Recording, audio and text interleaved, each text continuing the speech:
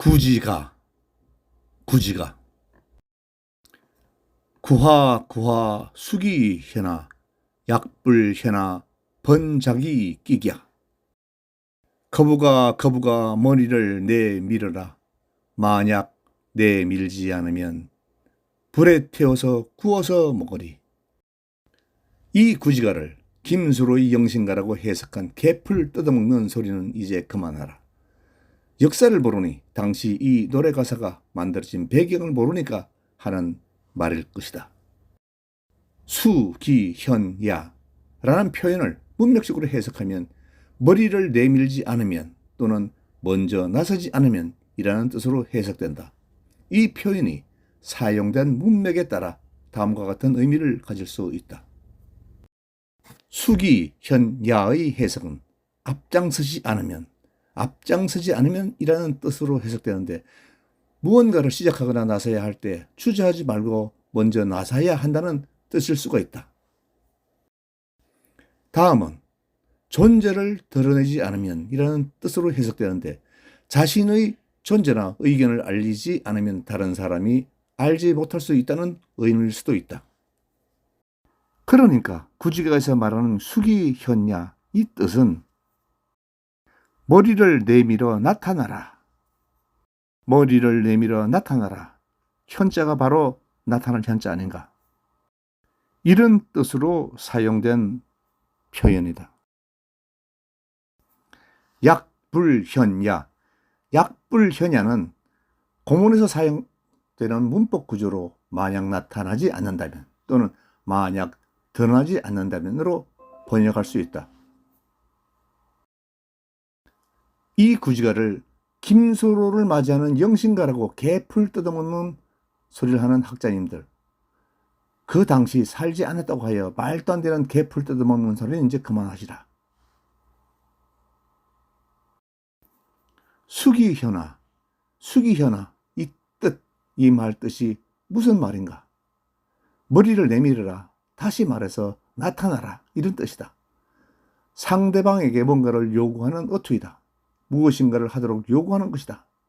이 요구에 응하지 않으면 이란 말이 바로 뒤에 나온다. 약불현야.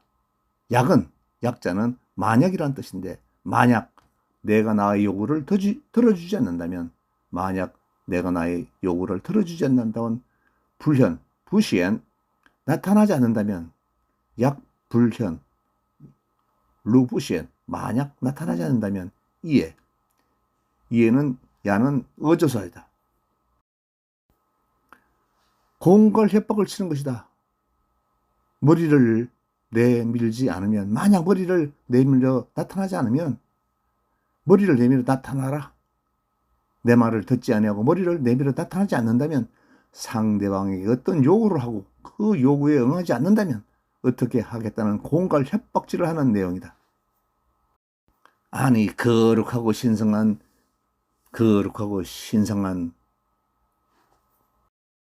김수로 대왕님의 신을 불러오고 모시는데 신에게 협박질을 해? 이렇게 협박질을 하냐고. 만약 어쩌고 협박질을 하냐고. 그러니까 이 구지가는 신을 영접하는 영신가가 아니라는 말이다. 그렇다면 무슨 뜻인가? 서기 23년 중국 신나라 왕망 편에 서 있던 김일제와 그의 동생 김윤 후손들은 신국에서 어떤 관직을 차지하고 있었다.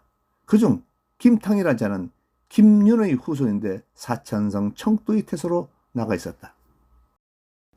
후한의 광무제 유수가 유방의 한나라를 무너뜨린 왕망을 따르는 자들을 어떻게 용서를 하겠는가? 한나라를 멸망시킨 왕망편에 든 자들은 뼈를 갈아 마셔도 분이 풀리지 않을 판인데 어떻게 용서를 하겠는가? 그래서 모조리 척살하라고 명을 내린다. 흉노족들은 곽거병에게 포로로 잡혀서 산동 지역에서 살게 됐다. 하모제 때는 시안이 수도였기 때문에 시안과 산동은 아주 먼 거리에 있었고, 또 흉노족들이 거주했던 몽고 지방과도 아주 먼 지역이다. 사천성 태수 김탕은 도주를 한다. 청두에서 산동으로 가는 길도 쉽지는 않은 아주 먼 거리다. 개고생을 하여 산동 지역에 살던 흉노족 무리들과 중국을 떠나기로 하고 산동을 떠나서 한반도 영산강으로 배를 타고 들어온다. 그러나 이곳은 넓은 농토와 바다가 접해 있어 사람들의 살기가 매우 좋은 곳으로 이곳에 사는 주민들은 이 흉노족들을 받아들이지 않는다.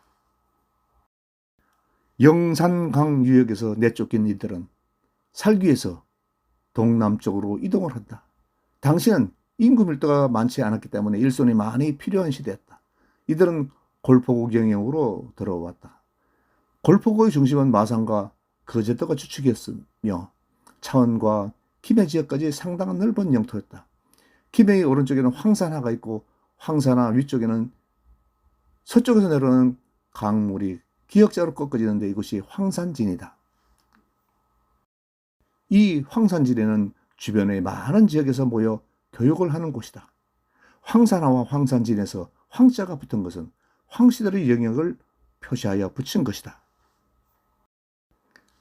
김해 지역에도 황씨들이 살고 있었다. 인구는 작고 일손은 부족한 시대라서 흉노족 김탕의 무리들이 들어와서 노예로 살아도 좋으니까 노예로 살아도 좋으니까 살게만 해달라고 빌었다.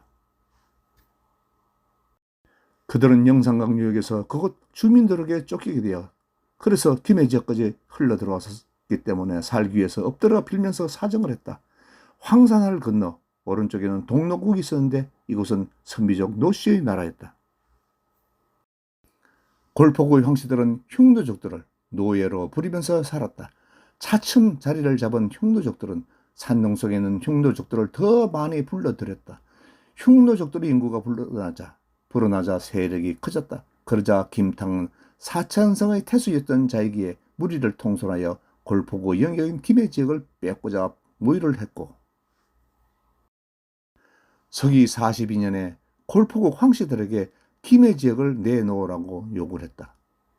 골포국에서는 이를 들어주지 않자 골포국에 도전하여 전쟁을 벌인 것이다. 황씨들은 구지봉 위에 올라가서 진을 치면서 전투에 임하였고 흉노족들은 구지봉 아래에서 진을 치고 전투를 벌인 것이다. 봉우리 아래에 있는 흉노족들은 지형상 불리한 위치에 있었다. 구지봉 나무 뒤에 숨어서 활을 쏘더니 속수무책으로 많은 피해를 입었다. 그러나 봉우리에 불을 지르면 저들은 산에서 내려갈 수밖에 없다는 생각을 하였고 구지가를 만들어 큰 소리로 외쳤다. 거부가 머리를 내밀어 나타나라. 만약 나타나지 않으면 불을 질러 구워서 먹겠다. 왜 황씨들에게 거북이라고 하였는가는 이미 각골문 시대부터 거북이 형상에서 누를 황자가 만들어졌고 거북이는 황씨의 토템이기에 황씨들을 거북이라고 불렀다. 한마디로 느림보라고 욕을 한 것이다. 거북이가 빠른 동물은 아니니까 느림보라는 것이다. 느림보 황씨따라 구지봉의 나무 뒤에 숨어있지 말고 나타나서 싸우자. 만약 나타나지 않는다면 불을 질러서 느림보 거북이를 구워서 먹겠다. 흉노족들이 골포구 황씨들에게 욕을 한 것이다. 거북이를 빗대서 느림보라고 욕을 했다. 그리고 봉우리에 불을 질렀다. 화공을 사용한 것이다. 산 아래서 불을 지르자 연기는 산봉우리로 올라가면서 불길은 봉우리 위로 올라갔기에 골포구 황씨들은 당해낼 수가 없었다. 결국 이 전투에서 패했기 때문에 골포국은 김해 지역을 흉노족에게 빼앗겼던 것이다. 독자들께서는 구지가의 가사 내용을 신을 영접하는 가사라고 생각하십니까? 신에게 공갈 협박을 해요? 머리를 내밀고 나타나라. 만약에 나타나지 않는다면 이렇게 협박질을 하면서 불을 지르겠다. 이런 내용이 어떻게 신을 영접하는 것이 되겠습니까? 구지가는 김탕의 흉노족들과 골포구 황씨들과의 전투에서 사용했던 군가이다. 승리를 하고 김해 지역을 차지한 흉노족들은 김탕을 금강국의 왕으로 추대하고 김수루라고 칭하였다. 전투에서 사용한 구지가를 자랑 삼아서 후세에 전한 것이다. 역사는 이러한데 학자라는 자들은 역사도 모른 채 김수루를 영접하는 노래가 영신가다. 이렇게 개풀 뜯어먹는 소리를 하고 있다. 학자라는 사람들아, 구지가를 해석하면서 개풀 뜯어먹다가 하품이나 하지 말아라.